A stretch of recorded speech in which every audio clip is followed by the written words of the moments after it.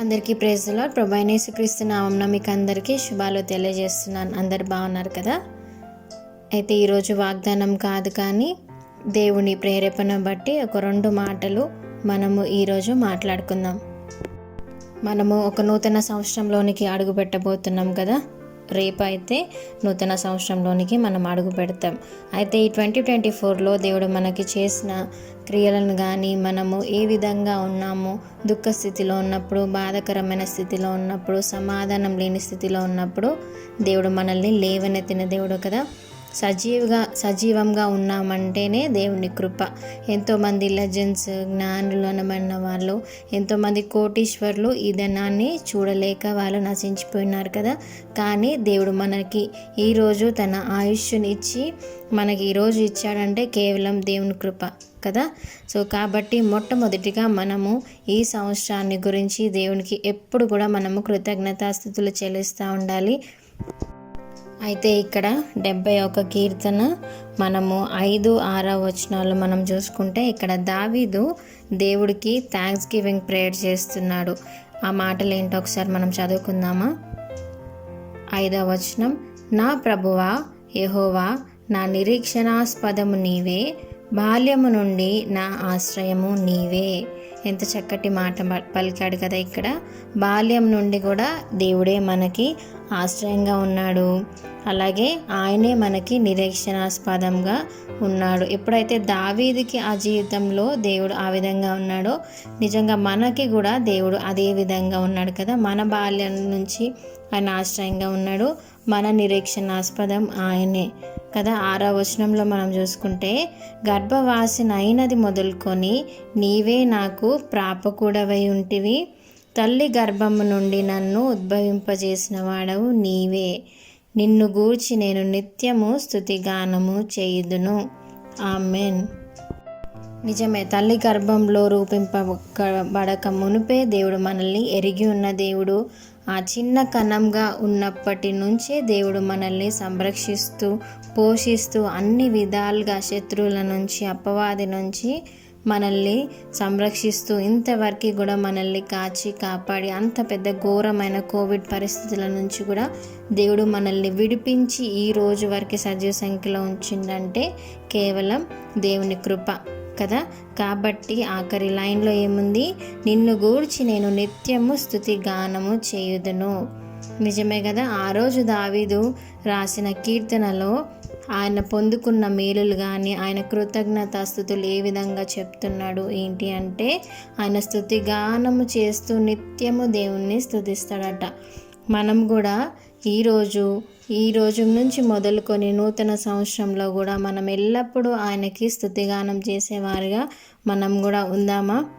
ఇంతవరకు ఉండింటే అది చాలా గొప్ప విషయం. ఇంకా మనము ఏ విధంగా ప్రేజ్ చేయాలి, ఏ విధంగా మనం దేవుని స్తుతించాలి అనేది ఇంకా నూతనంగా దేవుణ్ణి మనము కొనియాడదాం, కీర్తిద్దాం. అదేవిధంగా మనం 2వ పాయింట్గా చూసుకుంటే, 51 కీర్తనలో మనం చూసుకుంటే, దావీదు ఇక్కడ బెత్షెబాతో పాపం చేసినప్పుడు ఇక్కడ దేవునితో మొర్ర పెడతాడు కదా, ప్రార్థన చేస్తాడు, అంగలారుస్తాడు కదా.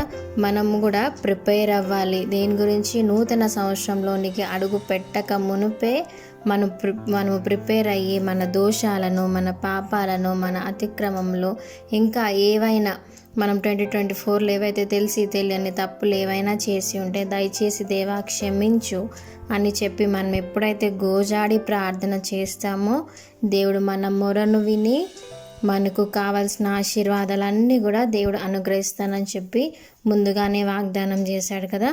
మనం ఒక్కసారి 2వ వచనంలో మనం చూసుకుంటే, నా దోషము పోవునట్లు నన్ను బాగుగా కడుగు అని చెప్పి ఇక్కడ దావీదు కీర్తన రాస్తున్నాడు.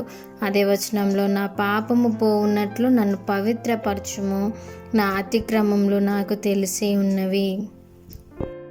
నిజమే, మన అతిక్రమములు కూడా మనం గుర్తుపెట్టుకునే వారంగా మనం ఉన్నామా? అవన్నీ కూడా మనం ఒక్కసారి గుర్తు తెచ్చుకొని నూతన సంవత్సరంలోనికి అడుగు పెట్టక మునుపే అవన్నిటి కూడా మనము దేవుని దగ్గర ఒప్పుకొని మన దోషాలన్నీ కంప్లీట్గా కడుక్కొని సిద్ధపాటు మనస్సుతో మనము నూతన సంవత్సరంలోనికి అడుగు పెడదాం. అదేవిధంగా 7వ వచనంలో దావీదు ఎంత చక్కటి మాట మాట్లాడుతున్నాడంటే, హిస్సోపుతో నా పాపము పరిహరింపుము, హిమము కంటెను నన్ను తెల్లగా మార్చుదేవా అని చెప్పి ఇక్కడ రాస్తున్నాడు. అదేవిధంగా 10వ వచనంలో చూస్తే, దేవా నాయందు శుద్ధ హృదయము కలుగజేయుము. ఎంత మంచి మాట కదా. మనం కూడా ఈ రోజున దేవా నాయందు శుద్ధ హృదయం కలుగజేసా, ఇంకెవరికైనా నేను ఆయాసకరంగా ఉన్నానేమో, ఎవరినైనా చూస్తే నేను ద్వేషిస్తున్నానేమో అని ఒక్కసారి మనం కూడా గ్రహించుకొని ఒక ప్రిపేర్డ్ మైండ్తో ఇంకొకసారి అలాంటివి నా జీవితంలో రిపీట్ అవ్వకుండా ఒక మంచి ప్రిపరేషన్ మైండ్తో మనం న్యూ ఇయర్లోకి ఎంటర్ అవుతే దేవుడు మన పక్షాన ఉండి మన అపవాది అయిన విరోధులతో దేవుడే యుద్ధం చేస్తా అంటున్నాడు. కాబట్టి ఏదైతే వాగ్దానం మీరు పొందుకోవాలి అని అనుకుంటున్నారో ఇవన్నీ మీరు ఎప్పుడైతే ఒప్పుకొని ప్రార్థన చేస్తూ థ్యాంక్స్ గివింగ్ చెప్పి ఎప్పుడైతే అడుగు పెడతారో నిజమైన వాగ్దానాన్ని మీరు పొందుకొని దాని ద్వారా తృప్తిపరచబడతారు కదా. ఆ రీతిగా మనం 2024 గురించి థ్యాంక్స్ గివింగ్ చెప్తూ మన మైండ్స్ని, మన కుటుంబాల మైండ్స్ని కూడా మనము ప్రిపేర్ చేస్తూ ఏ విధంగా అయితే మనం న్యూ ఇయర్లోకి ఎంటర్ అవుతామో అప్పుడు దేవుడి బ్లెస్సింగ్స్ నిజంగా మనము అవి ఆస్వాదిస్తాము, పొందుకుంటాము. ఈ చిన్ని మాటలు దయచేసి మీరు కూడా క్లెయిమ్ చేయండి. ఈ మాటలు మీ వరకు వచ్చాయి అంటే దేవుడు మిమ్మల్ని ఎంతగానో ప్రేమిస్తున్నాడు. మరొక నూతన సంవత్సరంలోనికి అడుగు పెట్టడానికి ఆయన ఇష్టపడుతున్న దేవుడు. కాబట్టి ఈ వాగ్దానాన్ని ప్రతి ఒక్కరికి కూడా షేర్ చేయండి. ఈ చిన్ని మాటలు దేవుడు దీవించి ఆశీర్వదించును కాక. Amen. Thank you. God bless you. మీకు ఎవరికైనా ప్రేయర్ రిక్వెస్ట్ ఉంటే దయచేసి కామెంట్స్లో మెన్షన్ చేయండి. Thank you.